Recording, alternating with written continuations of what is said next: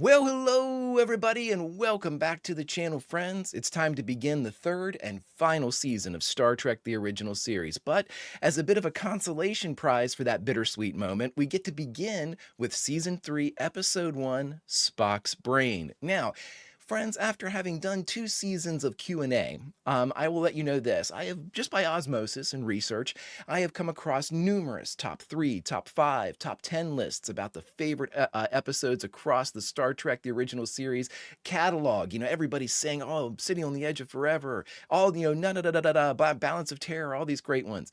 I've also run across bottom 3, 5, and 1 lists. And let me tell you, friends, each and every time Spock's Brain has been on it. Now, that doesn't mean I have prejudged anything, because I am ready to go into this with a completely open mind, but I can't, I'll be lying if I didn't say, I can't wait to see this one, friends. Before we get started, if you could do me a huge favor and hit that like button, smash that subscribe, ring that bell for notifications. It greatly helps out a small channel, and it allows me to alert you next time we go live with Star Trek. And of course, if there's anything that we do that you would like early or in its full-length format, the link to our Patreon is in the description, my friends. But all that is then, this is now, as we watch Star Trek, the original series, Season 3, Episode 1, Spock's Brain, the episode that has lived in infamy. Prepare to engage maximum warp reaction. And for the first time this season, away we go!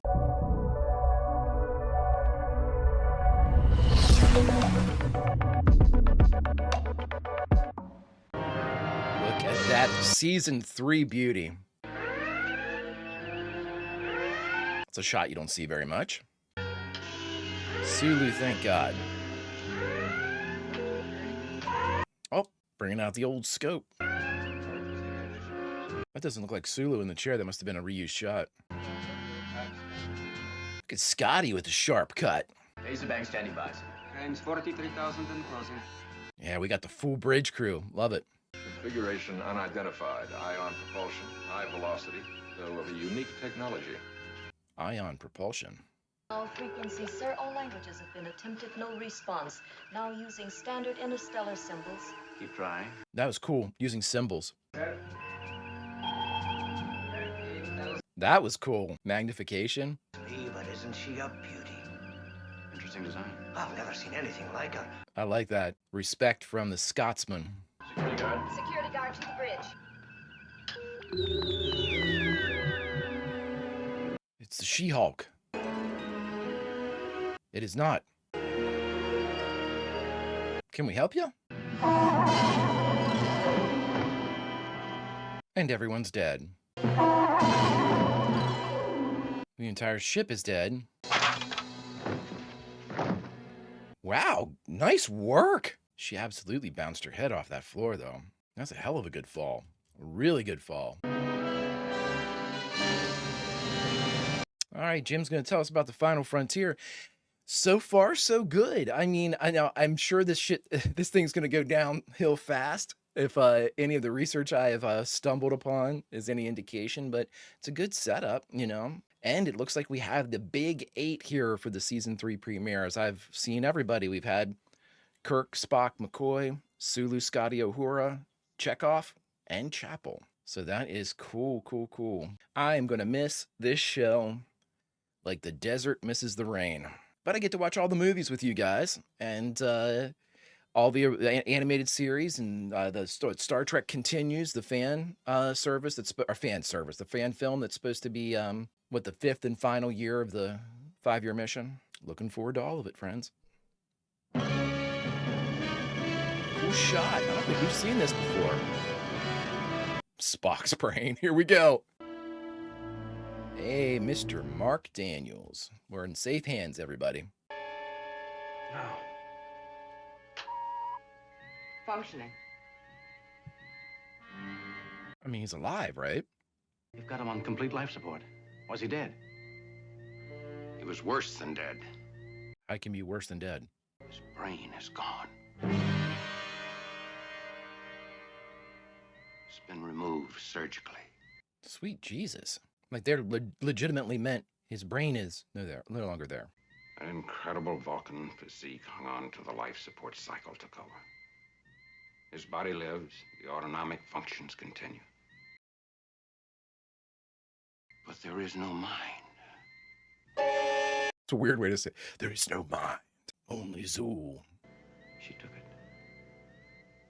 I don't know why or where. They have ion engines, so we should be able to track them. Spock's body is much more dependent upon that tremendous brain for life support. We'll have to take him with us. What? Where are you going to look in this whole galaxy? Where are you going to look for Spock's brain? That ship, dude. We have a really good lead. Even if you do, I can't restore it. I don't have the medical technique. Force them to do it. The thief that took it has the knowledge. I'll force it out of her. If you don't find it in 24 hours, you'd better forget the whole thing, Jim. Bill looks really thin here, and they have a different cut of his uniform shirt. It's longer. Or maybe because he's thinner, it looks longer. I've got it again, sir. An ion trail. It's from that ship of hers, all right. Where's the trail lead, Mr. Jacob? System Sigma Draconis. This is a shot we never see directly behind the chair. It's interesting. It's a really cool shot. Daniels is always going to give us good shit. For 15 hours and 20 minutes, we have been following the ion trail of the spaceship that has Spock's brain. All scanners, extreme sweep. Aye, sir. Oh, hurrah, working the scans. Mr. Chekhov, put a schematic of Sigma Draconis on the screen. Sigma Draconis. 3 of them Class M. Possessing sapient life. This is cool. Show us the 3 Class M planets, Mr. Chekhov. I like the reaction shots, too, we're getting. Second planet Class M. Number 4. Rates letter G. Year 2030. No sign of industrial development. At last report in a glacial age. Sapient life plentiful but on a most primitive level. There are 3 Class M planets. Yes, sir. Not one of which is capable of launching an interstellar flight. No, sir. Yet one of them accomplished it. Or they're hiding there, Jim. Come on now. I'm picking up high energy generation on planet 6. It's the primitive glaciated planet. Yes, sir. That's them. Could be natural. Volcanic activity, steam, any of a number of causes. But it's very regular. So casual pulling that off. Recommendations, Mr. Chekhov. Sigma Draconis 3. Its closest, heaviest population. But a technological rating of only 3. They couldn't possibly have put that ship we saw into space. Or they're hiding there. What would they want with his brain? What would they want with Mr. Spock's brain? There's the question right there, Aurora. It's there. It's real. Yes, sir. It doesn't make sense, but it's there. A lot of discussion. I really like this. A hunch, Captain? A hunch, Mr. Sewell. What if you guess wrong, Captain? If I guess wrong, Mr. Spock is dead. I'm liking it so far.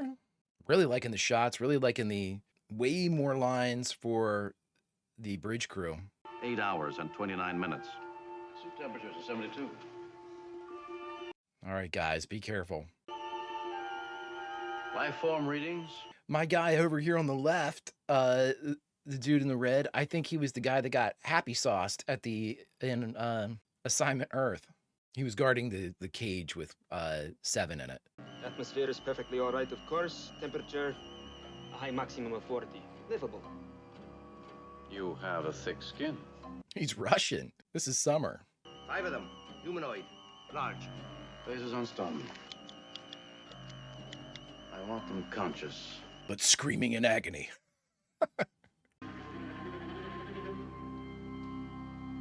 We have one haircut here in Primitive World.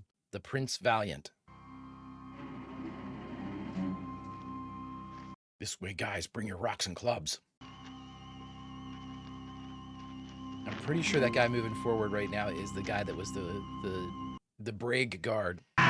Whoa!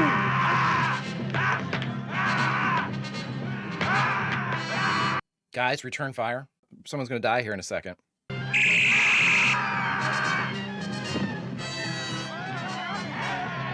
We have no moral fortitude. Who are the others? The givers of pain The givers of pain. and delight. Ooh. Do they come for your women as well? Women? The female of your kind.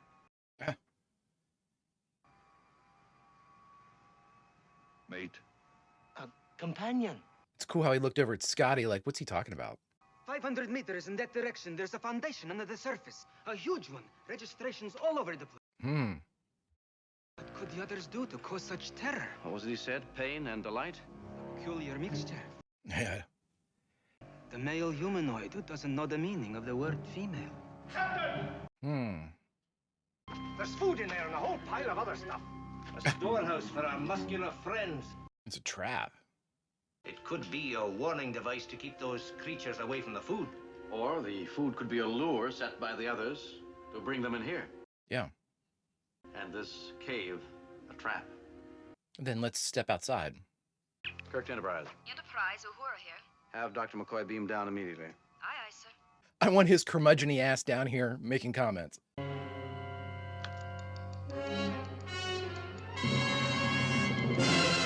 Okay. It's a remote-controlled Spock. Keep them close to the right. A lot of really good dialogue in this. Wow. It might be a long wait. We may as well be comfortable. Look at the change in film quality there.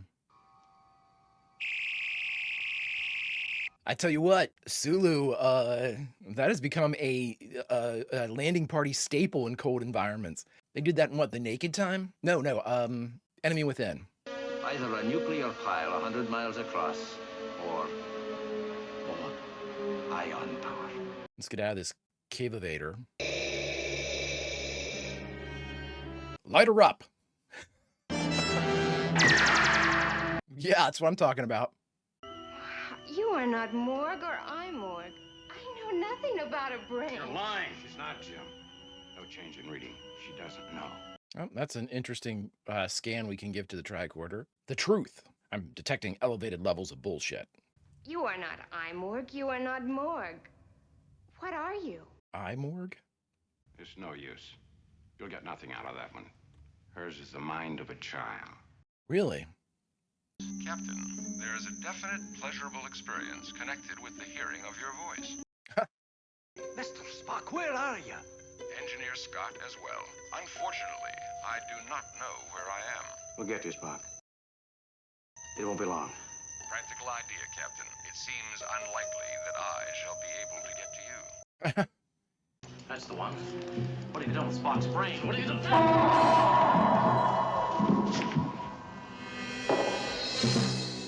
Maybe we should shoot first. In the future, we'll take a couple shots, and then once they are disarmed, we will ask the questions. Dr. McCoy, Engineer Scott, and myself were taken prisoner inside a highly complex civilization hundreds of meters below the surface. Pantomime.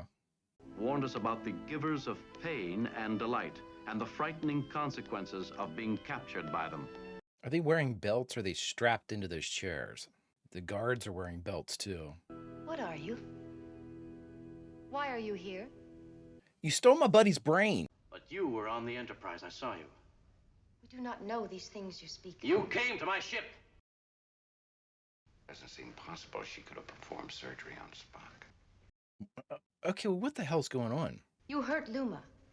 It is not permitted again to hurt anyone. Okay, so's theft. Above, it's cold and harsh. And below, it's warm. The air is fresh. They're like, no shit, we live here. Who built the machines? Who are the doctors? Who operate? Who controls this complex? Control. What is going on? Controller? Sure. Who controls? I would like to meet, to see him. No, it is not permitted. You may not. How dare you? We just want to talk to somebody about Spock's brain, that's all. Brain and brain. What is brain? It is controller. Is it not? Sure. The human brain controls the individual's function. You got something about this big? It looks like a weird ball. Probably smells funny. Great. Jimmy Doohan doing his best here with the reaction leader. We come from a far place. If we were on rails, we're jumping them now. They will be prevented. You must take us. It's like they wrote a cool episode and then had 10 minutes to finish the last half.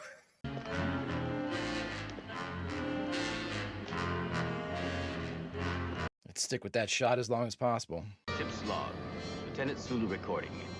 Nice. Ensign Chekhov remains on the surface to act as liaison between the captain and the Enterprise. And to freeze his ass off. Sulu's like, better him than me. These are on to stay for a while. Must be a magnetic lock of some kind. These are on the stay.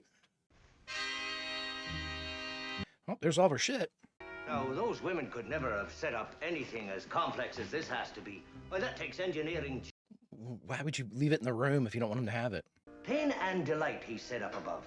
I'm sure you noticed the delight aspect of this place. Yes, I certainly did notice those delightful aspects. With the communicator, we might be able to find out.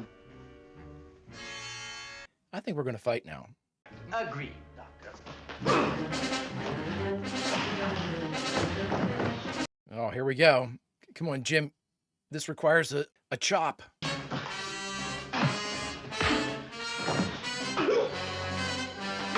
Oh, nice.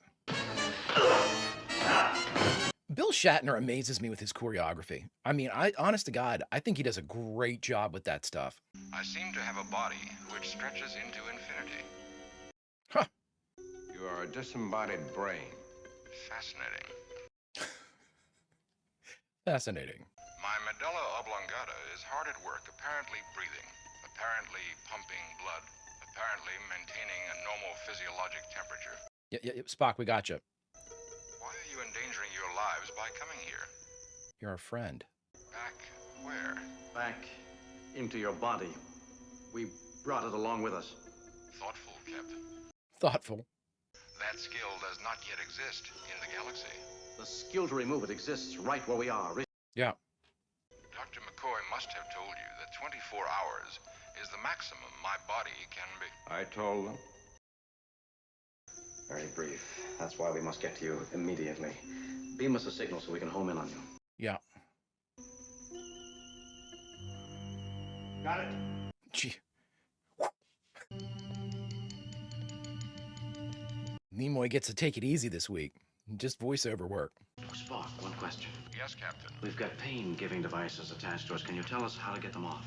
I shall give it top priority. We have the Predator remote control attached to Spock. Pain bands are manually controlled. The red button on a bracelet releases them. I will say this, so far this is not as bad as the alternative factor. Boy, we stumbled into this shit again, didn't we? Oh, they're fighting it.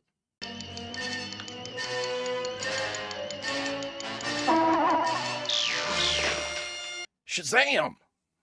Which begs the question, how could they fight it off this time? But I'm still with them. The old one is finished. There is no other than this. And there will not be another for 10,000 years. What? You're recirculating air, running heating plants, purifying water. Indeed, Captain, that is unquestionably part of what I am doing. What's the other part? Now, you took his brain, How? put it back. How did you do it? I do not know. Yeah, but what did she do to do it? How do you get the old knowledge? I put upon my head the teacher. What is a teacher? The great teacher of all the ancient knowledge. She refers to the taped storehouse of knowledge of the builders of this place. I scan it. A most impressive store.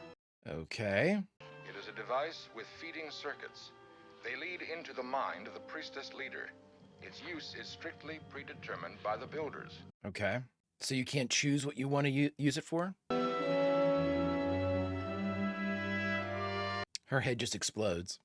Without me, Captain. Without you, there could be no delicate miracle that kept Spock's brain alive. Different film quality. Then you will also appreciate that without the teacher, I would not have the knowledge to use that which you have thoughtfully provided. Okay, great. Phaser is set to kill. Thanks, Scotty. If your weapon kills, it will kill you. We're not the first to bring you the knowledge of killing. Right. Why do you not understand that the need of my people for their controller is greater than your need for your friend. No one may kill a man. I do not know killing. I do not wish to kill. Well, then put the gun down. The commandment must be fulfilled. You must help us. Yes, the turns have tabled. How long does the knowledge last? 3 of your hours. There would be just enough time. You must put back what you have taken. I will not betray my people. The controller will stay. Alrighty, then we shall shoot you and put the hat on ourselves. Jim, it worked for her. It might work for me. She is an alien. The configurations of her brain are different. Right. I'm a surgeon already. If I could learn these techniques, I might be able to retain them. 3 hours, though. I might be able to retain and bring these techniques to the world. Only 3 hours, though, dude. You'd have to, like, write it down pretty quick. No! Enough. Can we, yeah, Scotty, just, like, throw her outside. It's terrible, but, I mean, we don't have any further need of her. Just explodes from the neck up. Straight on scanners. Plum. A child could do it. Child could do it. We keep switching film quality. I wonder if they've inserted scenes or they had like recovered scenes or something. Any additional attempt to use the teaching device is impossible. It would kill my medical officer. He's operating at warp speed. You know, I'd like a try at that teacher myself. I'd like a try. You must move to the surface, you understand? We will die above in the cold. Well, maybe. It'll be a lot worse. We'll help you for a while. Humans have survived under worse conditions. This is prime directive stuff here, Jim. Oh, the cannula, the nerves, there are a million of them. What am I supposed to do? Keep fighting, Plum.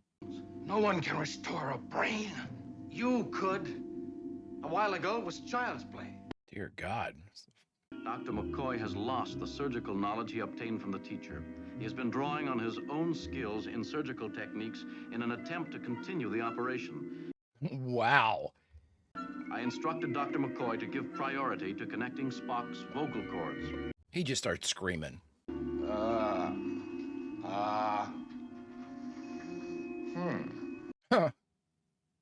In each case, I shall tell you when the probe is correct. You will then seal using the tri-laser connector. Tri-laser connector. I mean, I don't like the idea that Spock has more medical knowledge than, I mean, obviously a Vulcan physiology, but... Correct. Very good, Doctor. I'll never live this down. This Vulcan is telling me how to operate. Right. Just start screaming. A remarkable example of a retrograde civilization. At the peak, advanced beyond any of our capabilities, and now operating at this primitive level, which you saw. And it all began... He's fine. Fascinating cultural development of a kind which I knew it was wrong. I shouldn't have done it. What's that? I should have never reconnected his mouth. As I was saying, a fascinating cultural development of a kind which hasn't been seen in ages. The last such occurrence took place on old Earth when the Romans were war. All right, everybody, we just got done watching the first episode of the 3rd season of Star Trek, the original series, Spock's Brain, and the only thing left to do is talk about it. All right, everybody, we just got done watching Spock's Brain, the premiere episode of the 3rd season of Star Trek, the original series. Okay, so full disclosure, I didn't despise the episode. Was it a good episode? No. Was it the worst I've ever seen? Absolutely not. That lovely crown still belongs to the alternative factor. So, again, if you're a fan of the alternative factor, no, I'm not yucking a yum. I have to rank them somehow, and the alternative factor is my least favorite. Spock's Brain isn't awful. Would I watch it again? Probably, but I mean, was it a good one? No. Now, here's the funny thing about this episode, and we said it during the reaction, at the beginning of this, we had some of the best, probably like inner bridge crew dialogue that we've had, where everybody was sounding off and having opinions and putting forward, particular, suggestions and giving Jim a really good kind of layout of both the system they were talking about and the situation that they were in. Uhura, Sulu, and Chekhov were really... It was really neat. I really, really enjoyed that part. And like I said, I think that was some of our best dialogue. And it was really kind of, that whole, when Chekhov went up there and kind of identified each of the planets, this is what they are, this is their tech level, I gave us some of those codes. This is a B, this is a G, 2030, B was what, 1485 or something like that. Really, really cool. And then, I like those little bits and stuff of the everyday occurrence or the everyday jargon, I guess, of the Enterprise and Starfleet. Really cool stuff. And I thought that, when we started the episode, it had a very good premise. Now, is it a little far-fetched that, I mean, again, we're talking about Star Trek, which is science fiction. Is it far-fetched to have his brain removed and he's still alive? I mean, sure, but it's science fiction, so it's not necessarily. I mean, we've had some crazy shit in Star Trek, so it's not necessarily something you throw out with the bathwater. But again, I was more than willing to go along with it. Even like remote controlled Spock with the Predator clicking sound as he was like walking through. I mean, that was a little goofy too, but again, it was still okay. It really went off the rails when they went, even when they were on the surface of the planet talking with the, what were they called? The morgue, the men, the cavemen, or like the Neanderthals or whatever they were. With that, it was still cool. We were still okay. It was when we got down and we had to go through the absolute nonsense of, the keeper. No, you can't have it. No. And it was just the same conversation in different locales for like 10 minutes. And that's where it just, everything kind of ground to a halt as soon as we went below the surface. And it's really weird because like we said in the reaction, it's like they wrote a solid episode, to a specific point, and then they were like, oh my God, we got to shoot tomorrow. Let's get it done. And like the last like 20 minutes was just like filler, spinning your wheels and stuff. Again, I like the idea. We've had this before where, an advanced civilization has left behind a part of itself. Normally it's a sentient and sometimes like crazy computer, part of the body. But in this one, it was there and we still had that same type of like AI influence in the form of the teacher and things like that. But, again, this is a weird, every time we get into one of these things, it's like an exploration into, or like a case study into what is a prime directive type of situation. To me, this is a prime directive type of situation. Now, did they instigate it? Absolutely. They captured Spock, or they captured Spock's brain and stole it. So it wasn't something that Jim really had any control over. In fact, you could argue that he was trying to recover Spock's brain, and the kind of the peripheral or bonus, thing would be to not have any type of contamination. You have the Vulcan and Starfleet Federation contamination with, his brain. So the having to remove that does satisfy certain tenets of the prime directive. However, in saying that, you can't have a controller anymore and you need to live with something, that's absolutely directing the civilization. And they always try to get out of that by saying something to this. They always try to say like, hey, this civilization has paused, or it's halted, or it's stagnant, or it's not progressing, or it's in retrograde, like Spock said. So it's up to us to kind of restart the civilization. I always call bullshit on that, because to me, that seems way too much like nation building, like way too much like CIA type of shit. And, again, I'm not saying it's right or wrong. I'm just saying that, if you're looking at the prime directives, non-influence, or non-contamination, or, no interaction, nothing like that, this is absolutely interfering with what was going on.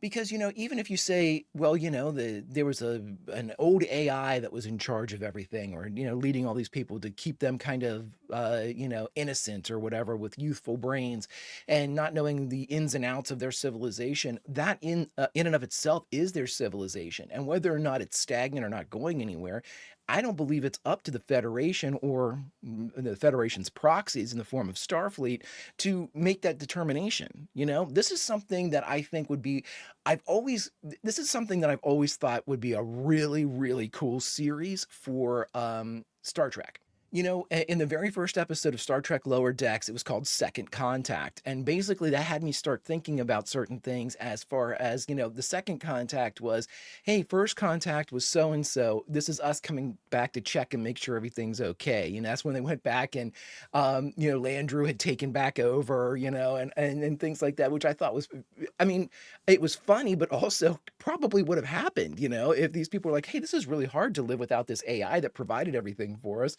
We could always just turn them back on, that type of shit. But with this one, I always thought it would be a really cool thing if there was like a special division, not necessarily for second contact, but like I was with the Doomsday Machine. When we had the Doomsday Machine like floating in space, I always thought, wouldn't it be a cool series to have like, okay, they release whatever sector or whatever section or to do recovery and analysis for the Doomsday Machine. In many ways, I wish they had somebody for that type of occupation or that type of like follow up, and they had a group that would come in and almost like, I don't want to say like cultural psychologists, but something like that, who are sociologists that would come in and be like, okay, before we make any determination about the course of this civilization that we're looking at, here are the things that changed because of our like we were drawn into this, and we obviously didn't have any say over them taking Spock's brain, but what did we do to contaminate their culture? Let's see its effects, and let's see what we can do to be as like non-interfering as possible. I think that would be, I mean, could it be worth a series? I don't know, but I think it would be cool to see a starship show up, look down on this planet, the planet from Spock's brain, and be like, okay, here's the situation. Here's what's been changed. Here's, what are our options here to give them the best shot to continue forward without making as many changes as is humanly possible. What is the way that we can help here? Because this situation was out of our control. We couldn't really do anything, but here's what's the protocol or the rationale for helping a civilization that you were inadvertently forced to kind of course correct. I think that would be really neat, like a really in-depth study into like how these cultures work, what happened, like projections, like if we do this in 30 years, this will happen, and then kind of again, it has to be done quickly so you can go in, kind of assess, make any subtle changes that need to be changed, or like remove any type of like residue from our involvement, and then get out. Again, I just think that'd be fascinating to watch somebody work and like kind of repair and like reprime directive a world that is pre-warp. I don't know, I just think it would be kind of interesting, like almost like a reverse CSI. Like, you've got a crime scene, is all the evidence that we've been here. How do we go in and clean it, like Mr. Wolf in Pulp Fiction, and give the society the best chance to evolve organically like they normally would. Anywho, I don't know. That's my tangent. Now, as for Spock's brain, like I said, I thought that there was the top half of the episode was really, really good, very strong. The bottom half was very, very weak. And so I think that when you mold them together, it equals a kind of a below average episode, certainly not one that I think deserves all the shit that it gets. Certainly not. I mean, I can probably think of a couple other ones that are at least in the ballpark for Spock's brain. But I understand that, whenever, and here's what I don't like too. I know that there's somebody out there that loves Spock's brain, that really just finds it fun and just like really likes the certain aspects of it. And I think there are people out there that really like the alternative factor. That's why I do not, under any circumstance, want people to think that I'm shitting on something. I love each and every episode that we've seen, including the alternative factor. That's just the one that I rank at the lowest whenever I'm kind of slotting things in my head. But if somebody likes the alternative factor, I'm not going to like point a finger and laugh at them or anything like that. Not at all. That's one of the things I love the most about Star Trek, the original series. I've said it before, but we all sort of have a collective group of favorites, City on the Edge of Forever, Balance of Terror, Mirror, Mirror, you can go through kind of like the bigger names, but then there's always an episode that pops up that somebody's like, oh man, I know, like Friday's Child. I loved Friday's Child. And people are like, really? Yeah, and that's the cool thing about Star Trek. There is a wide kind of cross section of episodes that you can look at. Yes, some of them have very similar themes, like our parallel Earths and stuff like that, but it's almost like there's something for everybody, and each and every episode will have its fans. And that, my friends, is what I love the most about Star Trek, the original series. Hold the presses, hold the presses. 'Tis I, leader of men, lover of women, and best friend to Jim Kirk, General Trelane. Retired. Friends, this is where, having watched and reacted to an original series of Star Trek, I'd like to dig a little bit deeper and look up instances and trivia bits that would have ruined the episode for me had I looked them up beforehand. But to keep myself from wandering off into the weeds for 3 hours, I've given myself 5 categories with which to explore. The first, writer and director. Who were they? The second, guest stars. Did we have any? The third, of the core cast or the Big 8, who was present? The fourth and juiciest of all the categories, the production notes. What went on behind the camera. And fifth, last but certainly not least, a memorable quote from this episode. Let's get started. All right, friends, and for our first category, writer and director, who were they? Well, this is an interesting one. Our writer for this episode was the mysterious Lee Cronin. And the director of this episode was the non-mysterious and super-duper veteran Mark Daniels. But friends, we have a lot more to discuss about Lee Cronin down in the production notes. Let's move on. In our second category, friends, guest stars. Did we have any? Obviously there were plenty of guest stars in the episode, but we only had really one of note, and that was Marge Doucet as Kara. Let's move on. And now, friends, for the third category, or the core cast of the Big 8 who was present. Well, who's the Big 8? The Big 8 consists of Kirk, Spock, McCoy, Sulu, Scotty, Uhura, Chekhov, and Chapel. Good news, my friends. We start season 3 with all hands on board. The entire Big 8 is represented. Let's move on. All right, friends, and for our fourth category, production notes, the juiciest of all the categories, now we find out exactly what went on behind the cameras. Let's get started. All right, friends, and I promised that here with our first production note, we would actually jump back up to our first category of writer and director, where we talk about the mysterious Lee Cronin. Well, friends, this third season premiere was written by Lee Cronin, the pseudonym of former writer and producer Gene L. Coon. Based on his April 1968 story outline, this episode underwent significant revisions from story to script. And at some point, I've seen multiple reasons for this. It was a request from Coon. It was done without Coon's knowledge, and Roddenberry decided to do it. The pseudonym Lee Cronin was used here. Again, a lot of really weird circumstances. I don't want to make any assumptions here, but boy, oh boy, there seem to be crediting issues that are starting to snowball here towards the end of the series. But I'm holding out hope that maybe those work themselves out. I guess we'll see. Let's move on. Now for our second production note, and this one actually refers to Lee Cronin, Gene L. Coon's script. In the original script, McCoy doesn't receive some type of download that basically helps him understand exactly what's going on with this, putting Spock's brain back in. He actually uses only his own medical knowledge, and his own medical knowledge is augmented by the files that he sees from the teacher, but it's not like they download additional information into McCoy. McCoy, being brilliant as a doctor, is able to look at it and say, oh my God, why didn't we ever think of something like that? And he's able to perform this and retain the knowledge, which I thought was very interesting. So I'm thinking that the reason why the change was there was so he couldn't retain the knowledge, and so, or it would advance medical science too much. I'm not really sure why they did it, but it was one of the numerous changes that was made to Lee Cronin's script. Let's move on. All right, friends, and now it's time to get into sort of how Spock's brain was received. And I found some incredibly interesting stuff about that, but we'll get to that. The first and our third production note actually comes from none other than the captain himself, William Shatner, from his autobiography Up Till Now, which was released in 2008. He jokes in his book that this episode actually pays tribute to NBC executives who had slashed the show's budget and placed the show in an undesirable time slot. Basically, he was saying, this is what you did to us, and Spock's brain is what you get because of it. I thought that was great. Let's move on. Now for our fourth production note, and this one's an interesting one for me because I thought to myself, nah, that can't be. And then I realized, yep. From the original series, this is the only episode title to contain one of the crew members' names in the title, Spock's brain. Can't believe it, but they're right. Let's move on. All right, friends, and for our fifth production note, we were counting them down, and this was it. This is Mark Daniels' last directorial effort for Star Trek, the original series. This leaves him tied with Joseph Pevney at, I believe, 14 each. And so, just to recap, too, they only counted Menagerie as one episode, which I'm glad about. I'm glad about because a lot of that kind of earlier work was done by the person that directed The Cage.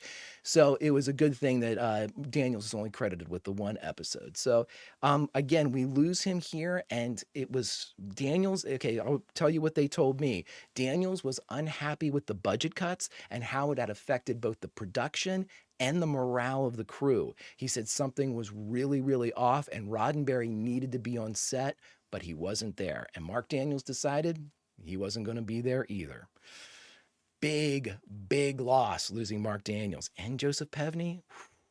Let's move on. And now, friends, for our bonus production note. And I thought this one was really cool. So, Spock's Brain, when it originally came out and people were given advanced copies in which to write, reviews for it, teasers for it, for TV Guide and the newspaper and the like, most of them loved it. They said it was a really imaginative way to, put one of the I think one of the quotes was the Enterprise's greatest asset is stolen, and that's Spock's brain. And again, there wasn't one negative kind of pre-review or like lead-in or kind of stoking the flames for audience kind of support that spoke of anything poor as the reaction would be in later times for Spock's brain. Here's also what I thought was interesting. Coming in at the very nebulous Friday night 8 to 10 o'clock kind of time slot, Star Trek won, and won handily in that time slot for its premiere. It took out Hawaii Five-0. The Hawaii Five-0 pilot premiere was put in as the movie of the week. It was shown on Friday night, and then it was going to start up in its original kind of episodic and serialized format the following Thursday. And it had a lot of fanfare, a lot of audience hype, a lot of advertising that was going into it. And Star Trek beat it by 10 points, which is huge, like a 35 share. It really, really crazy. So, a lot of this stuff. Now, again, Spock's Brain is also listed as across many, many publications and lists as the worst episode of Star Trek. I would absolutely argue against that. Again, I have a hard time finding fault with any episode. I'm always going to kind of lean towards I really enjoyed it. Spock's Brain is something that I did enjoy. I certainly don't think it was the worst episode that they ever put out. Was it great? No. But was it the worst? I'd really have to think about that before I came up with a conclusion. Plus, I need to see the rest of season 3. But it's interesting to note, originally, Spock's Brain was liked. Let's move on. And now, friends, for our fifth and final category, a memorable quote from this episode. Well, it's Spock's Brain, so there's really only one choice. Brain and brain. What is brain? Thus ends another installment of Q&A. Until we have such time to play with my dear friend Jim, behave yourselves.